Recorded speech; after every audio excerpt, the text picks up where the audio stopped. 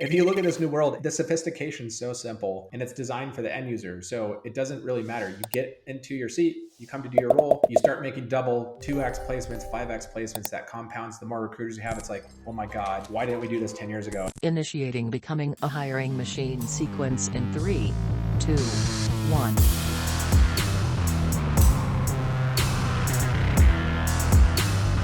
Hey everyone, it's Sam Keenley, and welcome back to Becoming a Hiring Machine. This is the show dedicated to fixing recruitment by going beyond saying what needs to change and instead teaches you how to make that change. Today we've got a great mic drop episode ahead of us. Before we get into that, I just want to tell you a little bit about the show. Essentially, we have shows within the show here. Some days we have interviews with industry leaders and others who are shaking up the space, while other days we cover things like trending topics. Stop by every Tuesday for a Tactical Tuesday episode where we go deep on how to do something that's going to help you drive better results in your day-to-day.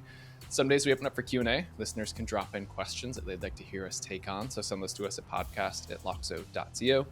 And occasionally, like today, you'll get a mic drop episode from Matt where he stops by to share something that he's been thinking about within the recruitment space. Quote, unquote, our team really isn't using our ATS.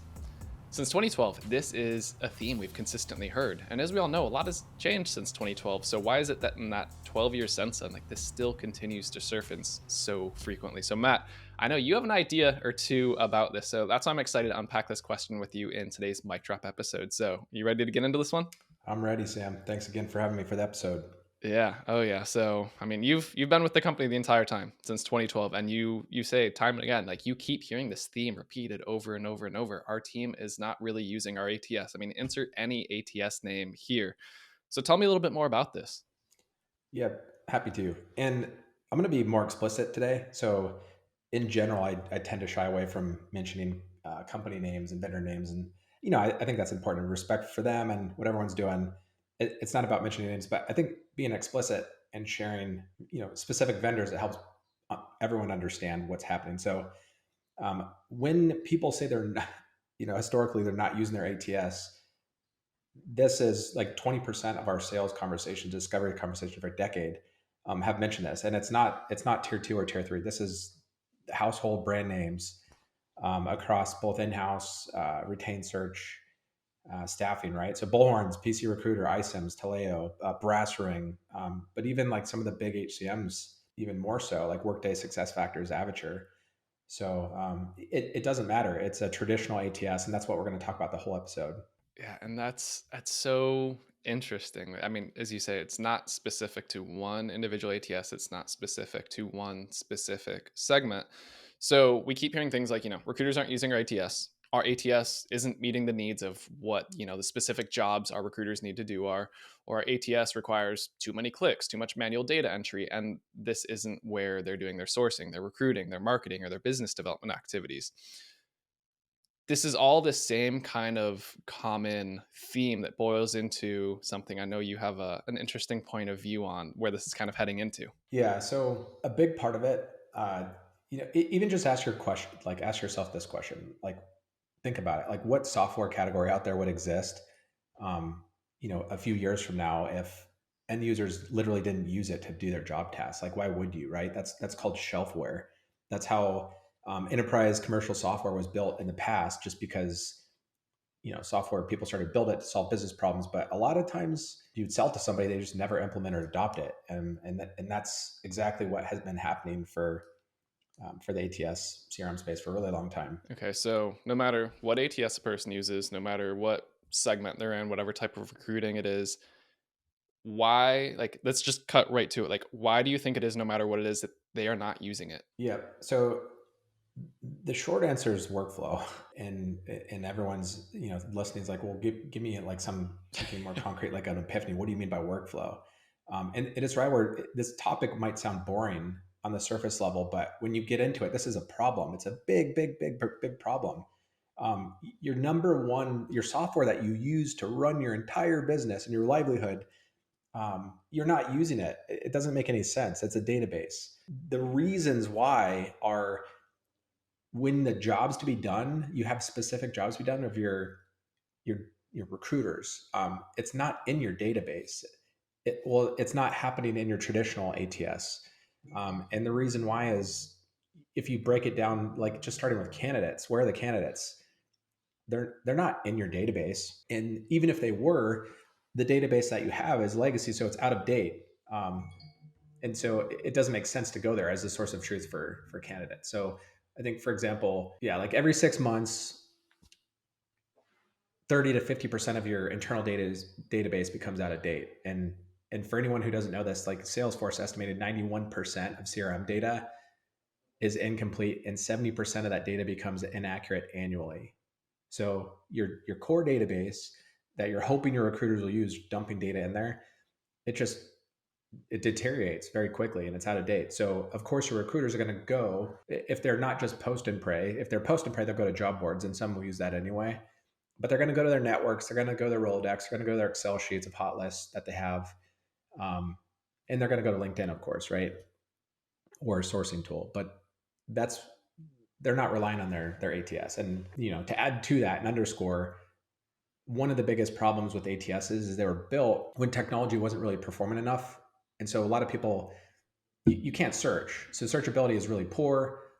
Most ATSs were designed for post and pray anyway, so you need more of a recruiting CRM, but the searchability is abysmal. And so the tech wasn't even performant enough to search within CVs and resumes and notes and all of that. So like it's a different world. The software doesn't work. So the best, most capable recruiting organizations and search firms and agencies that knew what they were doing, they would at least invest the time to like skill code and pipeline people in their network. But like maintaining that list, it's just like ridiculously amount of manual data entry and a nightmare. So like, people don't do that, and most people are too lazy. They just don't use it. That's crazy. Some of those stats, the 30 to 50% is out of date within 6 months, that alone. And so that combined with just that point of like, you say workflow at the beginning, but everything after that you get into, it's data collection, it's data aggregation, it's data management. It's not the actual workflow of the job to be done of a recruiter. So it's like, yeah, no duh. It's no wonder why they aren't using the ATS. If all it is it's basically a requirement to go and put in a bunch of information that they would have to manually update. They're never going to come back to because it's not easily usable and anything else. So I wonder if that's part of the root cause of it. And so pushing further on the workflow piece, when something's not used, I always go back to like looking at MarTech, sales tech, things that I've been a part of implementing for a while. But usually the issue is one of four things. It's either the tech itself isn't good, something happened along the way with implementation, it hasn't been adopted well by the team, or there's not enough enablement. With ATS at most organizations, like, do you think it's any one of those that's the root cause? That's a good question. I think it's easy for somebody to say that they can just pinpoint exactly what it is, but and I talk about this a lot. SaaS, you can have best in breed solutions that are point solutions. They're really narrow. An ATS CRM it's a system of record. It's runs your whole entire business. This is not simple, like click on a button and you do one little thing. You're literally running your entire front, middle, back office, and whatever that looks like, derivative of your type of recruitment really matters. So you need enablement, you need adoption, but the beauty of really new modern software, and what I think is kind of genius with software, is you can make the sophisticated workflow and complexity of it a lot more simple and easy to use for the user. And that's where world class product design and craftsmanship comes from. But to say like, and it's easy for me to sit here and have these conversations of what we built and look at and say traditional ATS is not going to exist. But it just makes so much common sense when you talk to thousands and thousands of organizations and you ask them, what are you doing today? What are you using? What are your tools to software to solve your problem? And they give you a laundry list of 12 bolt-ons. And it's like, well, our team is not adopting it. They don't use it. It doesn't really matter what the reason why is when you talk to so many companies across the globe, and they tell you the same thing consistently, and you dig in their level of sophistication, if they have a head of operations, if they have internal training and enablement, right, there's something fundamentally wrong with it. And it's an era. At the time, that was fine. You had a database, it didn't matter. It served its purpose as a dumping ground. It's a centralized dumping ground. Technology has evolved. There's more efficient ways to do things, and it takes time. Market timing comes together, and technology and innovators and and people blend things together in a perfect way. And it's like, wait a second, this database that we don't use, we're hanging on to it with dear life because we've looked at every ATS under the sun and they're all the same. And you're right, they are all the same, but they're all dying because now the only way to get more efficient is these bolt-ons. But again, even most companies now, it's not that's not effective because their recruiters have to they're not giving access to all of these tools to every team member. They're not consistently training in one standardized way, and so it just doesn't work. So that's why legacy ATS just has serves no purpose. It's getting messy. It's like it's reaching a point of no return. It's just people, even if they have it, the data is such a mess and so many duplicates. No one's using it. They might as well start from scratch with that same vendor. Yeah, the signs are there, and that takes me back to it's been 12 years. The same problem continues to crop up. It's like, do you think that the ATS itself could be the problem? Like, you're not using it, you haven't used it, you're not going to use it. It's like start to pick up on that hint a little bit. And I know you said 20%, so 1 out of 5 calls directly mention they don't use it. Who knows how many more aren't saying that in the calls, but actually don't. And so I know that when you don't leverage the technology as part of the workflow properly, like there's a lot of problems down the line that can cascade into. So what are some of those that you're seeing, like if they aren't utilizing this well or the proper workflow, like what are they missing out on? So one of the questions when people say that searchability, also, it's like, wait a second, I can search my database. It's like, okay, well, like show me, and can you do like a simple Boolean? And you don't have to be an expert, but can you, like when you do a Boolean search on one page, does it search through everything, like all resumes, CVs, even notes? And you would think that would be table stakes at this point in time, but it's not. Systems were not. It's horrible, and the names I've mentioned in the beginning can't do that. And if you think about it, in your recruiting organization, that's what you do for a living. You get a new search. You shouldn't have to like think of your brain. Information retrieval is what machines do really well, and AI is doing even better. You have a funnel, you have a role, should already have the candidates in your system, talent pools, pipelines. Okay, the job is who in my system is the best fit for this role, right? Really quickly. The faster you do it, the better, faster you make placements, right? It's pretty obvious. But now what? Like, how do you query that or find them? And it's like, well, great. I couldn't find any good candidate matches quickly. And if you all know this, like when you're recruiting, you're going to go into your database. You should. That should be your first source. And it's just like, gosh, I can't find the people. We don't have enough people. Like they should be in there. And so what happens is, as a result, is you're missing placements because of that, or it takes way more time, especially if you've been recruiting for a long time, or you have a lot more recruiters in a certain niche. You should already have those relationships. So you're missing a ton of placements. You're wasting a lot of time. You're also losing track of building relationships with the best people because keeping an eye on where they're at and just touching base every once in a while and seeing like what's new. When you build relationships with clients or hiring managers, it reminds you that it's an evolution. It's not dynamic, or it's dynamic. It's not stagnant, right? People's careers and ambitions change over time, as you all know. It's reactive instead of proactive. The other thing, though, we haven't even spoke about, which in my opinion is a bigger deal. I think one of our account executives the other day shared this maybe 2 days ago on LinkedIn post, and it was timely. He shared it on the sales side, and the same thing. Salespeople hate entering data in their CRM, right? They're notorious for this. Like they're mavericks. I'm not going to enter data. What happens as a result when they and why? There's lots of second order consequences. Like if they leave, no one knows if anyone's ever reached out to them, what happened. The history goes away.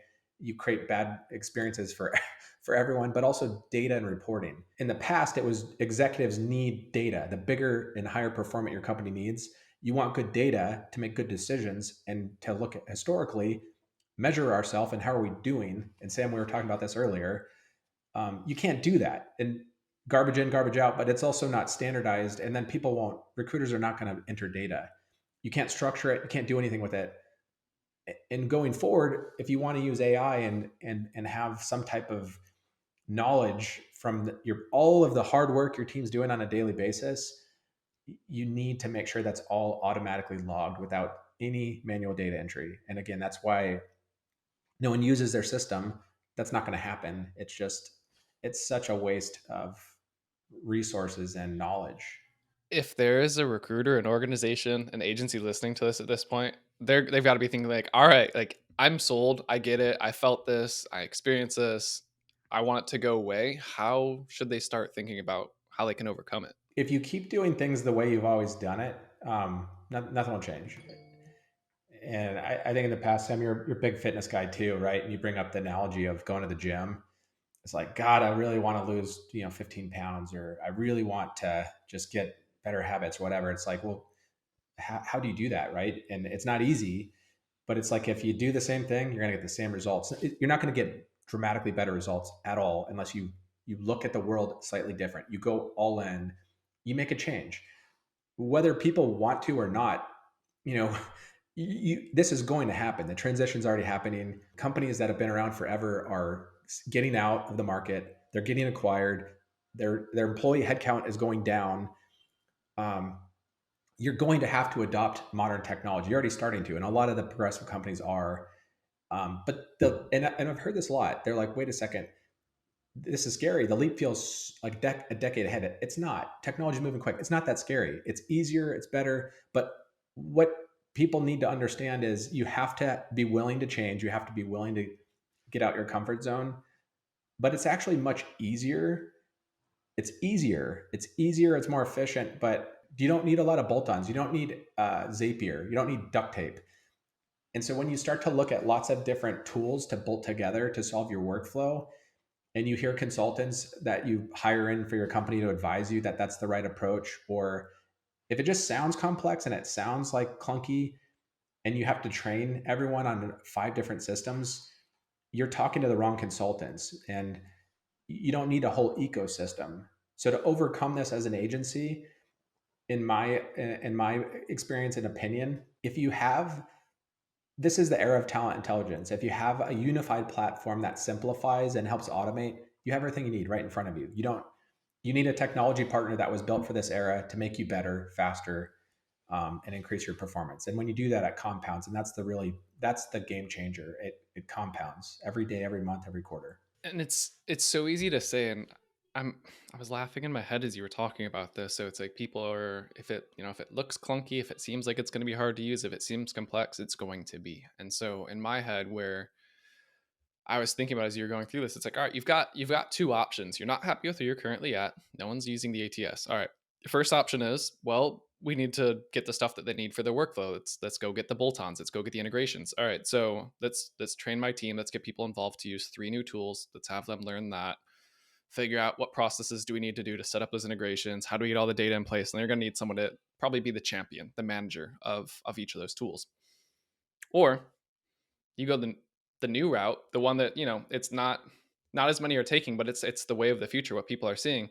You go find a talent intelligence platform. You go find one unified system where it's scary because you don't know what to expect. These other tools, you know what to expect. You've seen people do it. You can go talk to them, but you kind of know what the outcome is going to be. Or you can go to that new tool.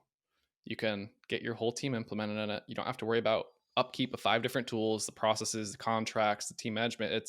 It's that learning curve, like you said, the digital transformation side of it. If you go through that, it's really not as scary as it sounds. And saying that, it reminded me of a quote I came across the other day where someone was saying, fear is this thing that, it looks like this ocean that's a mile wide, but as soon as you take your step in, it's an inch deep. It's not as deep as it seems. Like you get into it and you're just like, oh, this isn't as bad as I thought. Like once you get in, that's the hardest part. And that's what this is. Like it looks like this daunting thing because it's different from the tools and the tech stack that but the reality is this is going to make things so much better, like you said. And I know I don't want to steal your thunder on this because you start to get into like, what are the benefits if they do start to go this route? They go away from some of these other things. Like what can you expect to see on that note of, you're talking about like compounding and other items? Well, it's funny too. Some of our conversations, these deep dives are pretty cerebral, and you know, I think it's easy to, if things make sense to people and they can see it and it's simple. It's like, oh my God, this just look at it, and we talk about that a lot.